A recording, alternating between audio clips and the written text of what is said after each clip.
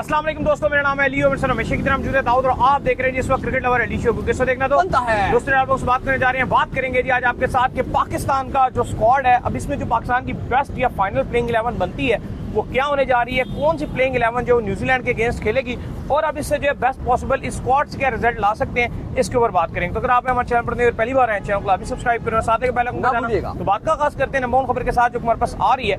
दाऊद साहब इस वक्त जो है कराची स्टेडियम के बाहर आपको पता है कि हम मौजूद हैं और अंदर जो है प्रैक्टिस मैचेस भी जो है वो जारी हैं। पाकिस्तान अलबत्ता जो है कोई वार्म अप मैच या कोई प्रैक्टिस मैच नहीं खेल रहा, लेकिन लोग ये जानना चाहते हैं कि पाकिस्तान की क्या बेस्ट पॉसिबल जो है प्लेइंग 11 हो सकती है और पाकिस्तान किस प्लेइंग 11 के साथ जो है वो जाएगा। तो क्या लगता है दाऊद साहब, क्या कहानी हो सकती है? देखिए, इस टाइम पाकिस्तान की जो बेस्ट प्लेइंग 11 है जो पाकिस्तान खिलाएगा वो तो आपको मैं बता देता हूँ, लेकिन क्या वो एक्चुअली में बेस्ट है? हाँ, जो इस टाइम अवेलेबल स्क्वाड है, यहाँ से गाड़ियां भी आ जा रही हैं तो आपको थोड़ा सा नॉइज भी आ रही होगी तो माफ कीजिएगा, क्योंकि देखें बाहर तो फिर ऐसे ही काम फिर ऐसा थोड़ा सा होता है, वो कॉम्प्रोमाइज करना पड़ता है। टीम की ट्रेनिंग भी चल रही है और अंदर मैच भी अफगानिस्तान और उसका न्यूजीलैंड का चल रहा है, तो थोड़ा सा वो आपको रहेगा, सिक्योरिटी आती जाती रहेगी तो डिस्टर्बेंस थोड़ी सी रहेगी, तो काम चलाइएगा। अब अली साहब, ये जो आपने बात की क्या बेस्ट जो इस स्क्वाड में है, देखो बैटिंग तो फिर भी शायद आपकी समझ आ रही है कि चलो बैटिंग तो ठीक भी है, लेकिन जो आपकी बॉलिंग है ना अली, एक्चुअली वो बहुत बड़ा कंसर्निंग साइन है इस टाइम। बिलखुसूस आपके पास स्पिनर एक कॉम्बिनेशन नजर आ रहा है। देखो राइट कॉम्बिनेशन अगर आप इस टाइम देखते हो, जो इतलात है वो कोई तब्दीली नहीं की जा रही ओपनिंग में, सेम एज इट इज आपके बाबर और फखर जमान ओपनिंग संभालेंगे। नंबर 3 की जो कमांड है वो आपके सऊद शकील को दी जाएगी। कामरान गुलाम को आपकी 11 पे नहीं रखा जाएगा, जो पाकिस्तान न्यूजीलैंड के अगेंस्ट 19 तारीख को अपनी 11 खिलाएगा, उसके अंदर कामरान गुलाम नहीं खेलेंगे। नंबर 3 पे सऊद शकील, 4 पे कप्तान मोहम्मद रिजवान, 5 पर सलमान अली आगा आपके वाइस कप्तान, 6 पर तैयब ताहिर को रख दिया गया और उनके ऊपर ही भरोसा जताया गया।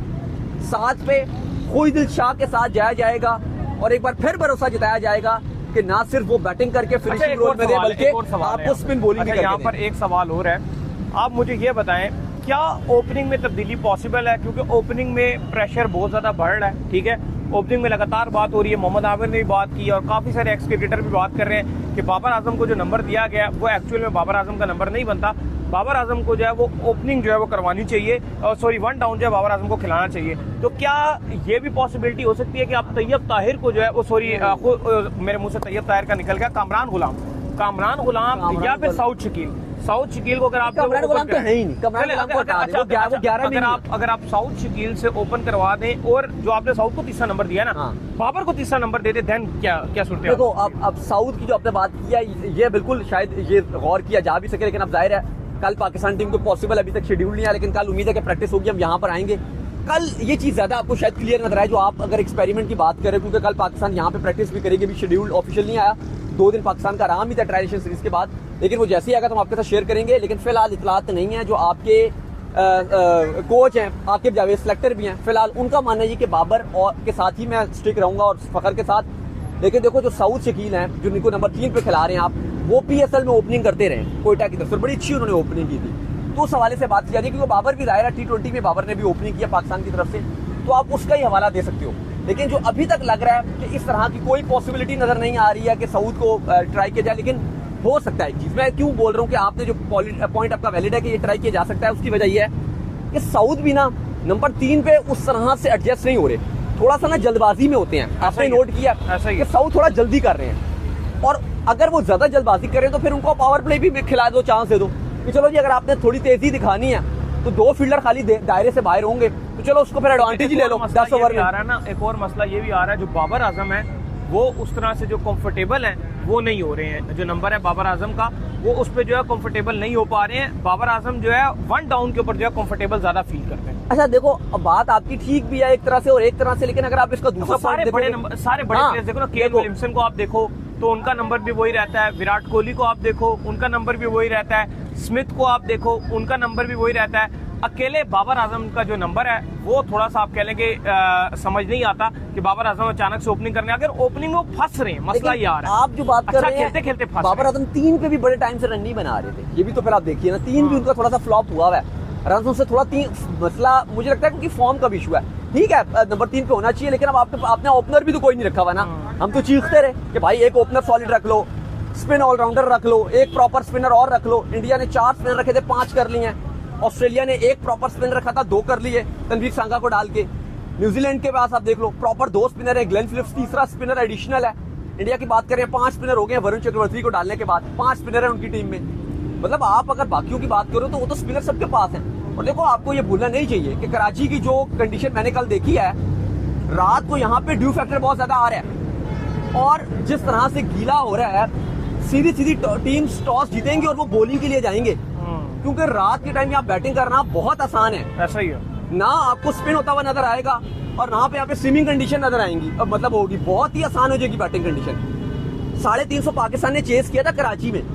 मैं आपको बताऊं अगर यहाँ 400 भी बनेगा ना अली साहब, चेस होगा। नहीं, सबसे बड़ा कराची में 400 भी बना, वो चेस होगा। क्यों? देखो सबसे बड़ा जो फैक्टर है ना वो यहाँ पर जो है ना वो ड्यू फैक्टर है। और ये हमने, क्योंकि कल हम कराची आए हैं, पाकिस्तान की टीम तो इतने दिनों से उनको इस चीज की समझ नहीं आ रही। हमने कल पिंडी बैठ के, हमने वहां बैठ के स्टूडियो में बैठ के बात की, वहां बैठ के तो की थी। कल रात को हम आए, हमने कल रात को यहाँ पर आकर पहली चीज ये चेक किया तो यहाँ पूरी रोडें गीली पड़ी हुई थी रात के टाइम। हमने पिंडी में बैठ के बोला था कि पाकिस्तान ने सबसे बड़ा ब्लंडर न्यूजीलैंड के साथ फिनाले में ये किया। देखो कि पाकिस्तान ने टॉस जीत के उनको बैटिंग दी, इससे बड़ा कोई ब्लंडर हो ही नहीं सकता था। एक और चीज है, जो रिजवान है वो इतने स्मार्टली डिसीजन करते हैं, वो इतने एक्टिव कप्तान है, उनकी तरफ से इस तरह का जो ब्लंडर है वो समझ नहीं आया ऑन द सीरियस नोट। मतलब वो इतने एक्टिव कप्तान है, वो कैसे सोच सकते हैं एक ऐसे मैच के अंदर जहां पर आपको जो है वो कॉन्फिडेंस लेना है और आपको जो है ना अगले मैच के अंदर जाना, न्यूजीलैंड से आपको चैंपियन ट्रॉफी का मैच खेलना, वहां पर वो टॉस जीतकर पहले बैटिंग कैसे कर सकते हैं? आपका पता ही तब चलता है जब प्रेशर बनता है। नहीं, अगर आपने ट्राई करना था ना, ट्राई करना, सॉरी टू से मैच को ट्राई नहीं समझता, अगर आपने ट्राई करना था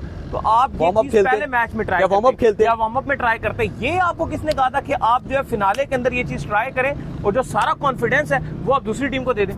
देखो इस टाइम जो सिचुएशन नजर आ रही है वो बहुत ही खराब नजर आ रही है। अगर आप जो 11 बना रहे हो, मैंने फिर बोला था कि आपके स्क्वाड के हिसाब से तो बेस्ट 11 ये बन रही है, जो भी आपको बता रहे थे।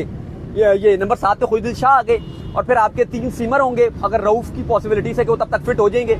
अब वही बात है कि मैच खेलने के लिए फिट होंगे कि अच्छी परफॉर्मेंस दिखाने के हिसाब से फिट होंगे, ये तो बताएगा वक्त। और आपको प्रैक्टिस की भी अपडेट देंगे अंदर से कि किस तरह की प्रैक्टिस चल रही है, वो उस हवाले से आपको बताएंगे। लेकिन आपके एक शाहीन हो जाएंगे, एक नसीम हो जाएंगे, एक हारिस रऊफ और चौथे आपके इब्रार हो जाएंगे जो आप खिलाओगे, ये आप अपनी कॉम्बिनेशन खिलाओगे। लेकिन इशू ये है कि जिस तरह की कराची की विकेट्स हैं, जितनी फ्लैट विकेट्स हैं, आप मुझे खाली ये बताओ कि भाई यहाँ पे तो जिस तरह से 350 रन बन रहा था, आपकी बॉलिंग उस लेवल की नजर ही नहीं आ रही। 90% टॉस पे मैच। अच्छा अली, अब देखो जो दिन के दोपहर का टाइम अगर आप देखो, जितनी गर्मी है यहाँ पर, और हमने देखा कि यहाँ पे गर्मी है, एक ही दिन में ऐसा लग रहा है जल जाएंगे, क्योंकि जिस तरह की कंडीशन बड़ी ड्राई हो जाएंगी तो स्पिनर को बहुत हेल्प मिलना है। तो वहां पे आपके लिए बड़ा नुकसान रहेगा कि अगर आप एक स्पिनर के साथ यहाँ पर जा रहे हो और बाकी फास्ट बॉलर का तो वैसे ही थोड़ा सा जो दिवालिया वो निकल जाएगा यहाँ पर, जितनी गर्मी है। बॉलर का दिवालिया तो ऑलरेडी पता और कंडीशन भी स्पिनर को सूट करेंगी, लेकिन आपके पास तो है ही माशाल्लाह से लेकिन एक और बात है, स्पिनर को जो कंडीशन है वो सेकंड इनिंग में तो सूट ही नहीं करनी, क्योंकि सेकंड में जो है वो बॉल ग्रिप ही नहीं होना। जिस तरह से यहाँ ड्यू आ जाएगी, ड्यू फैक्टर की वजह से बॉल उस तरह ग्रिप नहीं होगा। मेरा मानना है बैट पे बहुत अच्छे तरीके से आएगा। 80% पाकिस्तान और न्यूजीलैंड का जो मैच है वो टॉस के ऊपर डिपेंड करेगा। जो टॉस जीता और जिसने जो है ना पहले बैटिंग की, वो ये मैच ले जाएगा। देखो आपकी बिल्कुल बात ठीक है कि जो मैच है वो टॉस पे डिपेंड जरूर करेगा, सारे मैच कराची के टॉस पे डिपेंड करेंगे। लेकिन मैं आपको बताऊं, जो इवन पिंडी में ड्यू नहीं है, ये याद रखिएगा। जो न्यूजीलैंड की जो बॉलिंग है ना, जो न्यूजीलैंड की बॉलिंग है, वो आपकी बॉलिंग से अगर आप कंपैरिजन करो बहुत ऊपर है। और उस दिन जब हमने फर्गुसन भी इस टीम में आ रहे हैं, फर्गुसन भी आ रहे हैं, 150 की पेस से डालेगा वो बॉल। जो 350 रन हमने उस दिन चेस किया था ना, और हमने बड़ी तालियां मारी थी, जिसमें हम भी शामिल थे, जाहिर बात हमने तो ढोल भी मारा था, मजा भी बड़ा आया था। उसमें भी 90% ड्यू फैक्टर था। थोड़ा सा विकेट के ऊपर खड़ा होना था, 100% विकेट पे थोड़ा सा खड़ा होना था, 100% थोड़ा सा टाइम गुजारना था। उसके बाद आपके बल्ले पे ऐसे बॉल आना था जैसे दुबई में आता है, तो आ रहा था ना, खुला आया ना। तो साउथ अफ्रीका का किसी भी स्पिन हो रहा था, किसी का कोई भी नहीं, क्वालिटी स्पिनर थे दोनों, लेकिन कुछ भी नहीं हुआ। तो भाई बात यह है कि पाकिस्तान की जो बेस्ट सिस्टम कह रहा है, और ये मैं एक बार फिर पढ़ के आपको जल्दी से बता देता हूँ। ओपनिंग बाबर और फखर के साथ ही फिलहाल जाया जाएगा। नंबर 3 पे सऊद, 4 पे रिजवान, 5 पे आगा, 6 पे तैयब ताहिर, 7 पे खुदिल शाह, फिर इसके बाद शाहीन, नसीम, हारिस रऊफ और इब्रार। ये पाकिस्तान अपना 11 कॉम्बिनेशन के साथ जाएगा अगेंस्ट न्यूजीलैंड। और न्यूजीलैंड की टीम में जो बड़ी तब्दीलियां होने जा रही हैं, वो ये तो क्लियर है कि लॉकी फर्गुसन टीम के अंदर एंट्री मार रहे हैं। अगर फिट हो कमल भाई, वो फिट ही है, वो फिटनेस गेन करके वो आपकी उनके 2 दिन पहले उनके कोच ने कहा है कि अभी तक मुकम्मल फिट नहीं हुए, लेकिन हम होपफुल हैं कि वो रविंद्रा दोनों हो जाएंगे फिट। रविंद्रा का फिर भी आज का रोला था। रविंद्रा का एक बात है वैसे, जो आप फर्गुसन फिट है, रविंद्रा को जो लाहौर में बॉल लगी ना जिससे वो इंजर्ड हुआ, वो आपको फायदा हो रहा है। उसकी जगह पे विल यंग आ गया, वो खास रन ही नहीं कर रहा, ये आपको बहुत बड़ा फायदा हो रहा है। रविंद्रा भी आगे ना बहुत बुरा मारेगा। आज भी रविंद्रा, आज का जो वार्म अप मैच चल रहा है अफगानिस्तान न्यूजीलैंड का, इस मैच के लिए भी अवेलेबल नहीं है रचिन रविंद्रा, लेकिन लॉकी फर्गुसन अवेलेबल है। आज के मैच के लिए लॉकी फर्गुसन अवेलेबल है, जो न्यूजीलैंड चेक कर रहे हैं। न्यूजीलैंड ने अपना जो 14 खिलाड़ी अनाउंस किया, 15वां उन्होंने अपना कोच अनाउंस किया, ओरम जैकब ओरम को रखा हुआ उन्होंने 15वें के तौर पे, लेकिन जो 14 नाम है उनके अंदर उन्होंने लॉकी फर्गुसन को एंटर किया हुआ है, लेकिन वो आपका रचिन रविंद्रा नहीं है। तो फर्गुसन की मैं इसलिए बार बार बात कर रहा हूँ क्योंकि आपकी बैटिंग जो है ना वो थोड़ा सा घबराती है 150 की पेस से, प्लस लॉकी फर्गुसन का जो एक हमारे नेगेटिव इम्पैक्ट रहेगा वो शॉर्ट पिच बॉल डालता है, ऐसा ही है। और हम शॉर्ट पिच पे स्ट्रगल करते हैं, वो शॉर्ट पिच बाउंस मारता है और वो आपके लिए बड़ी प्रॉब्लम होती है। लाइक मार्क वुड जैसे आपको तंग कर रहा था जब पाकिस्तान वो आए थे, मार्क वुड आपको बहुत तंग करता था, तो ये उस तरह की बॉल डालते हैं, खिंची भी लाइन पे गेंद डालते हैं, खींच के 145 की स्पीड से, 148 की, 150 की स्पीड से और बाउंसर मारेंगे, तो आपके लिए घबराहट वाली बात है। तो फिलहाल अभी तक की जो अपडेट है वो पाकिस्तान इसी स्क्वाड के साथ जाने की कोशिश कर रहा है, लेकिन फिर भी पाकिस्तान टीम है, हम तो चाहेंगे कि आप तब्दीली कीजिए। कल पाकिस्तान की उम्मीद है कि प्रैक्टिस होगी, वहां से मजीद खबरें निकल कर आएंगी कि क्या हो रहा है, ओपनिंग पेयर क्या, जैसे इन्होंने बात की क्या सऊद शकील हो सकते हैं, तो क्या पाकिस्तान की टीम मैनेजमेंट ये सोचेगी कि सिर्फ अब 3 दिन रह गए हैं, हम कोई डिफरेंट करें और साउथ को ओपनिंग कर दें, या और कॉम्बिनेशन क्या पाकिस्तान बेहतर बना सकेगी। तो जो प्रैक्टिस होगी उसकी एक्सक्लूसिव आपके साथ शेयर करते रहेंगे, तो आप हमारे साथ जुड़े रहिए, सब्सक्राइब करते रहिए। बिल्कुल, तो उम्मीद करते हैं आज तुम्हारे शो आपको आएगा पसंद आया, वीडियो को लाइक कीजिए, चैनल को सब्सक्राइब कीजिए, साथ लगे बेल आइकन को बजाइए, एक और काम कर लीजिए, वो कर लीजिए इंस्टाग्राम पर आप जाइए फॉलो कीजिए। बिल्कुल, इंस्टाग्राम पे मुझे फॉलो कर लीजिए, वहाँ पे मैं मौजूद हूँ, दाऊद क्रिकेट के। अगर आपको कोई सवाल हो तो भेजिएगा।